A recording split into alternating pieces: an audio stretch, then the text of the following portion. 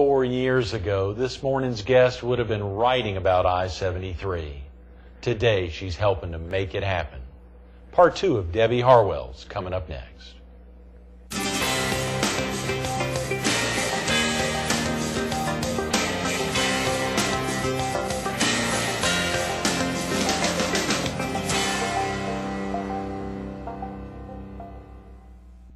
Good morning.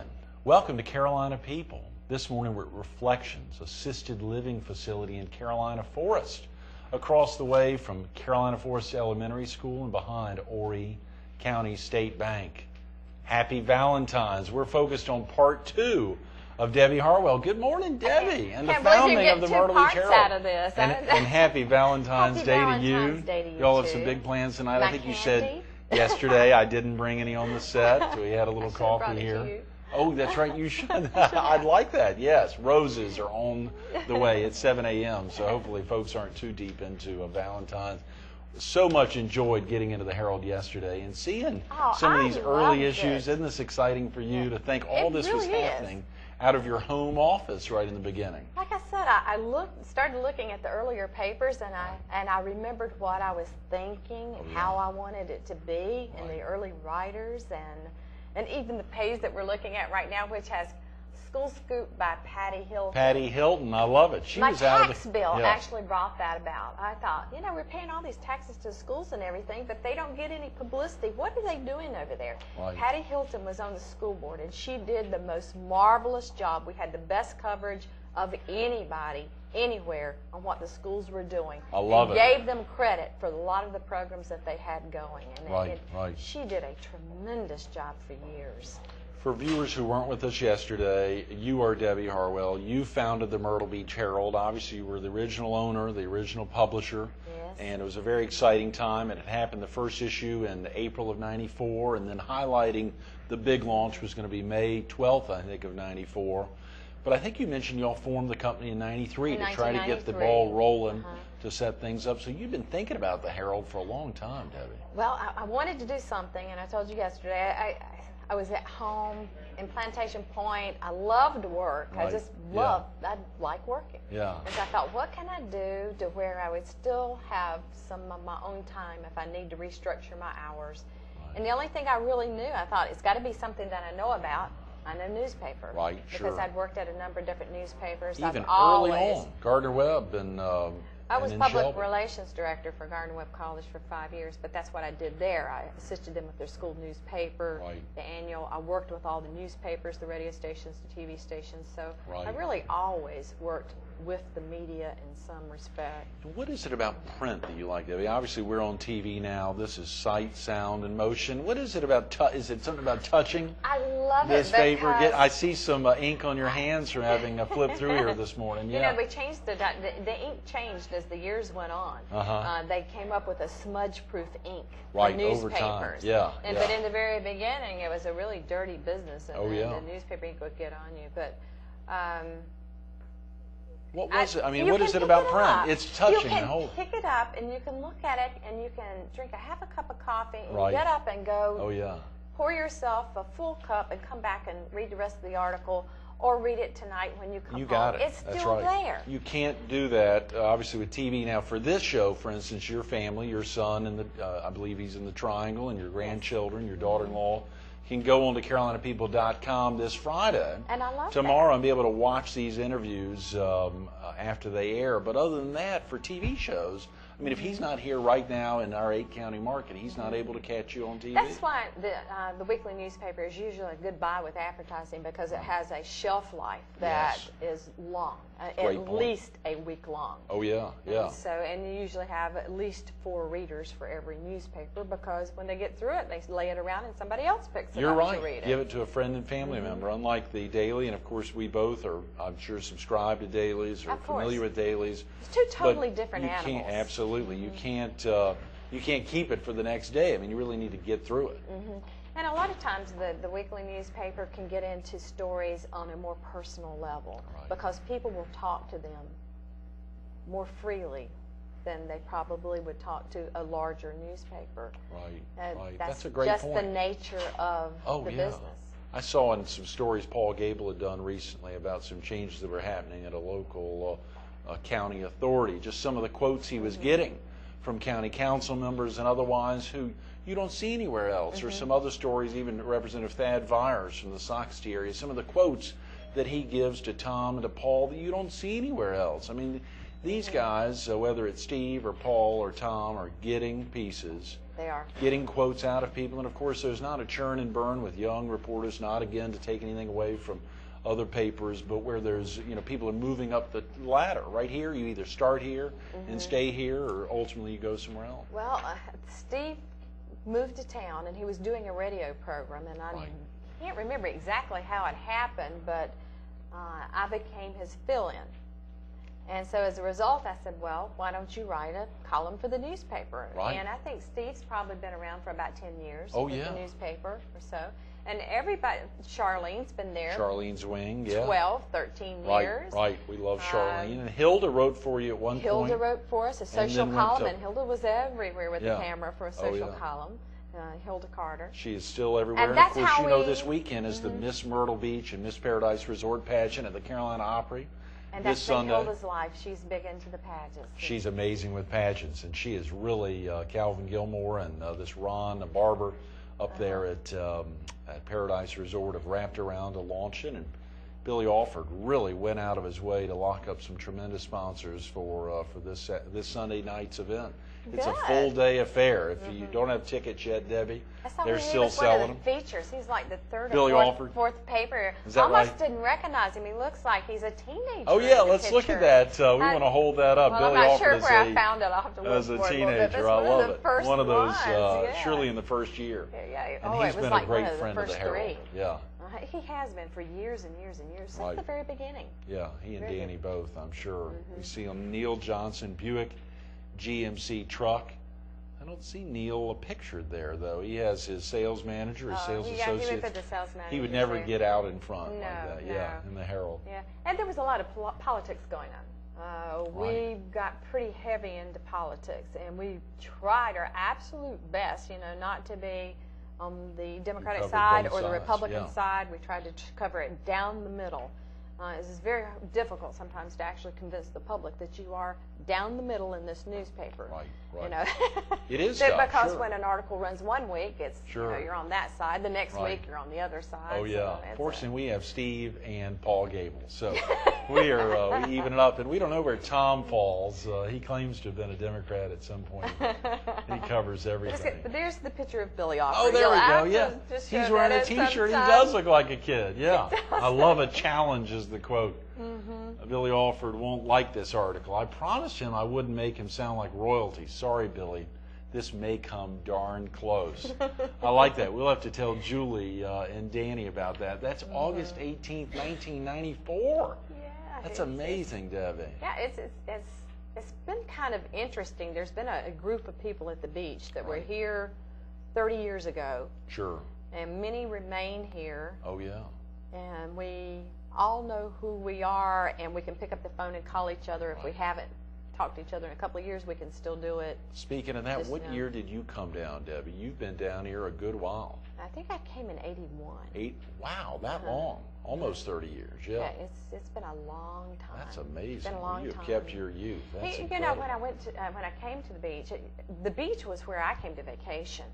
Growing up, I grew up in Shelby, North Carolina. Shelby. Right. I was let's see. I worked at the newspaper in Shelby. Right.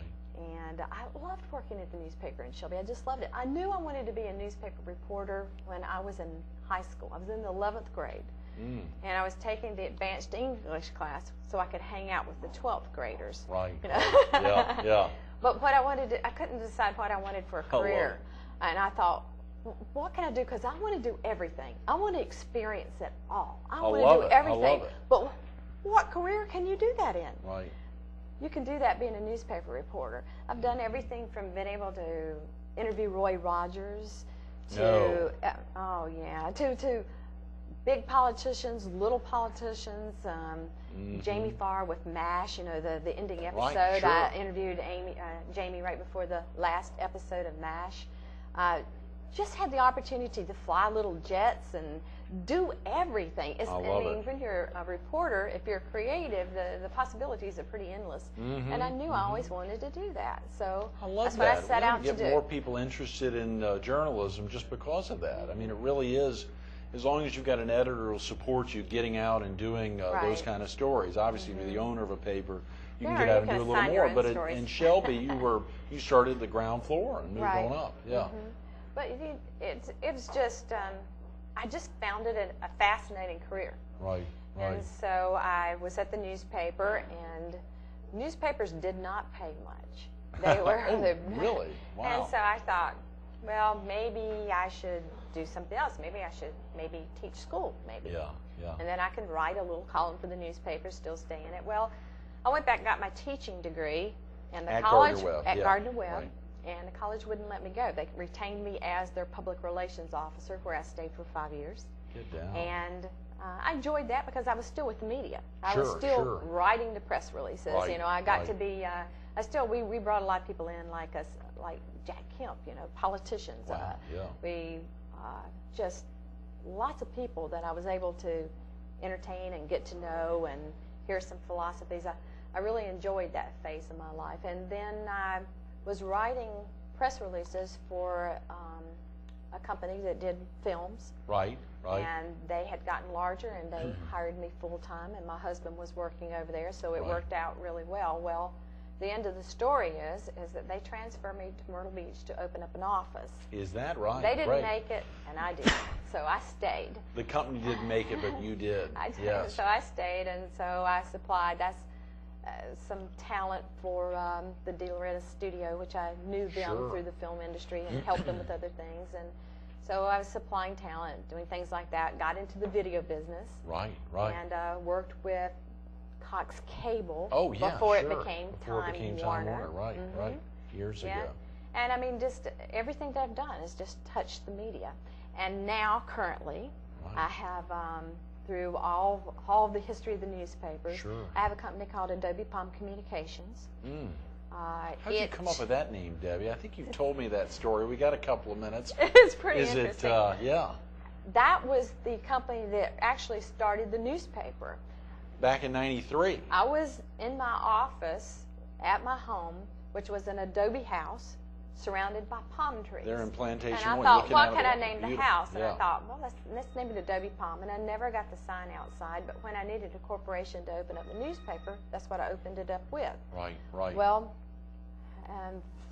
going forward many years, I still had that corporation on the shelf after I did an asset sale of the newspaper, and I started doing some public relations for engineering firms that worked with the South Carolina Department of Transportation and the Federal Highway Administration. And so basically I do public input, work with the media on bridges, roads, airports. So I-73 is going to happen, Debbie. Is it for real? I-73 has been my baby. Yeah, I know, another baby. So it's no longer the Herald.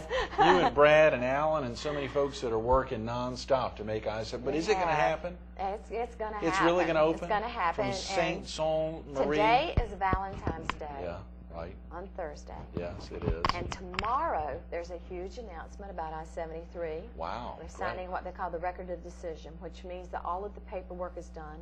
All of the preliminary environmental impact studies have been done, which is what I've been working on, environmental impact studies. Right. And they've all been done. Is that just in South Carolina or from soup to nuts? That is just in South Carolina. Okay, sure. We have completed our part in South Carolina. That's tremendous. So Congratulations. now it's time to find the money and build.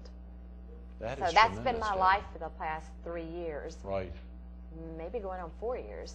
I've been working on I-73 and with all the engineering firms and I'm working on a project, the Southern Evacuation Route. Sure. And the South part, Cell project here in Horry County. Right. I work on airport projects. I've got a couple of those. And working with the Army Corps of Engineers right now on a project for the Santicop coal plant. Great. All of them are basically environmental impact studies. Well, thank you again for giving us a little lead on that. And of course, the Record of Decision was in today's Herald. Folks need to catch it, the Valentine edition. And I'm glad you mentioned that. Thanks for giving us the lead on that so we could actually have it in today's paper, because it is great to think about reconnecting. Of course, you and Steve Porter still spend a lot of time together. You're on the radio. Is that, in the mornings, WRNN 99.5. That's Steve, exactly Debbie, right. and Dave. You're rushing from here over there, I know, this morning to get on the radio, and you'll be on until 9 later I this will, morning. but I have a TV screen right up above where I sit. That's right, so yes. I'll have the TV on this morning watching. I'll have the mute button on, maybe. Oh, yeah. We maybe let the listeners listen to a little bit of it. I love it. Good thinking, Debbie. Look at this. Neil Shore, here August 11, 94, new at Grand Strand Urology. And, of course, now we know Neil's been here for almost 14 years. I didn't know when he'd arrived. Here's something about... We can look through here. We can see who made it and who didn't. And I was looking through all the announcements that have come through, whether it be Sandy Sandman or whatever it is. Oh, and we looked at the Spring-Made Villa Art Museum house. Yes. I followed this house. Did you really? Down the Ocean Boulevard? I followed this house down Ocean Boulevard. The truck came to get the house, and it was up near the Cabana section in Myrtle Beach, and they put it in the back, and I had my camera, and I drove behind the other vehicle behind the house going down the road and followed it most of the way down to the new Spring-Made Villa. And it has showed up and is doing Art great. Museum. The Simeon B. Chapin, Burrs and Chapin Art Museum there, which has really done a tremendous job there. Here's something I think is interesting, Greg. Look at this. This is August 1994. Right. Gang activity draws statewide concern. Yeah. And in my mind, I did not think that we really had that much of a gang activity, but looking back at the headlines, I guess it's been coming toward us for a while. Oh, yeah. Look at that. Think almost 14 years ago, 13 and a half years ago, Debbie, you were writing Frank Barnhill, and we see Frank's name on everything. Frank was everywhere. Frank has worked for every news media there is in the area. Where is Frank now? Is he, do you know, he's around town? I know he still does some of the radio pieces for some of the annual sports contests. I know he fills in over at Ainer. CNN over at for Richard Green. For Richard Green, Tom good, Warner's good, son, so yes. I don't know, but he was our first reporter now. I love it. I saw on here, let's see. Great. Hired one reporter, Frank Barnhill, one layout person, Michelle, and one Mance. salesperson, Skeeter. And that was exciting to read about. I called the electrician, had one wall full of computers. All the way we down had one wall. Listen to this, Debbie. We had a wax machine, yes. Lots of board sheet paper layouts, blue pencils, You don't and even know scissors. what that is, I don't do know what you? any of that is. No, I hate to think that I own a weak community newspaper, and I don't know what blue line pencils and scissors would be for. Well, Board sheet newspapers paper. for years were laid out on, this was a broadsheet paper, big paper. Yeah. And so we had big layout sheets, and we had big layout boards, and then you would, however you got your type, the computers were not the norm during the first days. Right. And so you would run the type through the wax machine, and then you would cut it out with scissors, and you would paste it up on the piece of layout paper. Well, that went on for years and years, and we were the first people actually to get rid of the blue line pencils, which you could make corrections with the blue line pencil. It would not, it wouldn't show up when it was printed. Great, okay, And so you made the corrections with that, and then you would cut it out and paste the correction over it carefully. Unbelievable. That's the way all newspapers were done. And Dailies, weeklies, everything. Everybody did their newspapers like that. You hand carried it to wherever you had it printed. Right. The sheets, big sheets. And so those days were gone for us. We've started what they call the pagination process, which was laying out on the computer. Back in '98, I think I saw. We were the first newspaper to do that, and actually we were probably a couple of years in front of the daily newspaper. Oh yeah, here. In front of the Sun News. Look at this, Garden City Furniture. Yes. Back in 1994, Diane Ray was obviously a dear to supporting us there. And it is great when you highlight support. We think now about, as we were saying yesterday, folks aren't spending thousands and thousands and thousands of dollars every week with the Herald because we're locally owned and operated. But there may be a mixture in their mind. They could buy around the Herald, they could buy around the Oregon Independent, they could buy around weeklies. But they recognize this as reaching locals almost exclusively. There's not a lot of waste in the paper. I mean, it's reaching their target audience, shoppers rather than shoplifters, as we talked about. One of the most exciting things we did And I'd forgotten about it until I just saw it. Yeah, we gave away $25 every week. Is that right? Good. I ought to do that, Debbie. I like that. During the football season. Oh, yeah, sure. And $25 a week. I learned more about football than I really wanted to know during that period of time. But Frank Barnhill was with us then, and Frank wrote a prognosticator column. Right, right. And I'm not looking at it right now, but in conjunction with that, we ran the football contest in the paper. We hit the male market big time. And so giving away cash to people really... They ran into our office to make sure they got their ballots stuffed in the box before the deadline. And it was extremely exciting. It was, it was just, I'm going to get you together with some of the advisors with the Herald. We'll talk to Donald and some others. I think giving away cash is a great idea. Last week's winner, Frank Savino of North Myrtle Beach. Yeah, look at that. And these guys told who it was. Right. For the previous week, we'd mail them their $25 check, or they'd I'll come by and get it. So it $25 really is, I mean, that's, the guys would go to the breakfast houses and fill out their sheets. Right. And mail it in to us. There'd be 10 in one envelope, and it was a great time. I'll tell you a funny thing, Debbie. I was with my Heart Bowl date last year. We went by to see her parents, talking to her mother, and her mother says, well, you probably know me, Greg. I thought, oh, really? And she said, yeah, I've won movie tickets a number of times in the Herald. I filled out the crossword puzzles, and I've been randomly drawn. I thought, I should know you, Miss McKenzie. And, of course, she is tremendous, and she fills out the crossword puzzles, but it's an amazing thing. And she has won randomly a number of times. It's fascinating to see how folks will really wrap around. Look at that. Our friend... the newspaper, Diane Devon Stokes, Friends in Focus. Myrtle Beach's head cheerleader is how we... And look at her. She looks the same today. What a beautiful woman. Chuck out-married himself just like David here with you. Look at that. Look how great she looks. Now, Chuck and Diane were at Shagging with the Stars. Oh, yeah. Last Studebaker's week. a couple weeks ago. Sure. It was so much fun. Yeah, I've got to you were great. Next year you have to be with the celebrities and Dancing with the Stars. It was a lot of fun to learn how to shag. If what's the guy's name who puts it on, the Barry Thigpen? If Barry Thigpen will dress up as a woman for the Grand Strand Humane Society, then I will do that next year. Absolutely. You've got it. Okay, Barry, good. You're dressing up like a woman. I love it. I love it. If you can get Barry to do that for the Humane Society, I will do Shagging with the Stars. It's pretty difficult. I heard from Rick Neal, who was there representing the Herald, that you did a tremendous job. Oh, I just had fun. Yeah. I just had fun. But I'd always wanted to learn how to shag. Oh, yeah. And when I told my instructor, which I said, well, I kind of know how to do that. They said, oh, we are in trouble. Because the ones who think they kind of know are the ones that we have to reteach. Right. And that's what it's he had to do. It's better just to have a blank slate. Do I see Sheriff Thompson in there, who at that time, no, I do not. I'm sorry. It looked like Philip, and of course he was with the police department then. Right, sure. Yeah, Philip, this was before Philip's time here. Right. Gosh, Myrtle Beach the stories, Harwell Debbie, I know. Governor I hate Carol to say Campbell it. We are running out of time. We just got a couple of minutes. But, as you think about, as you look back over the last 14 years and think about the growth in the Herald, what are some of the feelings that you really get to? What are the takeaway feelings today, Debbie? What are some of the exciting aspects for you? I feel like the newspaper was actually my base to the beach. It was kind of like putting the foundation on the house. Mm-hmm. I got to know the people. I got to explore the city. I've got to find out who people were in the area and got all my questions answered. And I found out that I wanted to be part of that community, and I wanted to make sure that it ran right, that it grew, and that people contributed back to the community, that they weren't there for the taking. Mm-hmm. And that's one reason I'm so glad that you are now the current owner of the Myrtle Beach Herald. And you carry that responsibility very well. Thank you, Debbie. Well, it is a big responsibility. I'm glad you highlight that, because we've got such a dedicated staff. Tom O'Dare, Betty Moses, who was with you forever. Just been there forever. Who's amazing. Probably predated you almost. I mean, she has been such an amazing... Betty came in, and it was really interesting. I had to have a bookkeeper.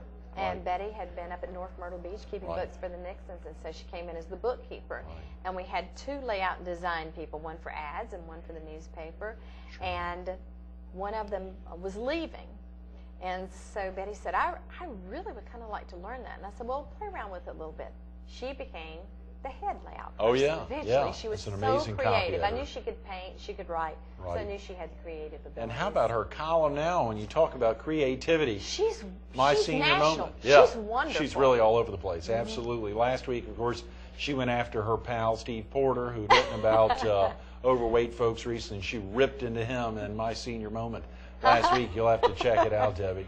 She's terrific. Congratulations again. Thank you for setting the stage for us, Debbie. Thank you. And happy Valentine's Day. And thank you. And I'd like to say happy Valentine's Day to my 3 little grandsons. Yeah. Grayson, Chase, and Cohen.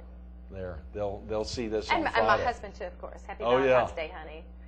We forgot to talk about him. We didn't talk about David. This is the first time we've ever left him out. I know. Well, we'll get David in another time to talk about you. Stay tuned to more Carolina People. Debbie Harwell, the founder of the Myrtle Beach Herald, coming up next.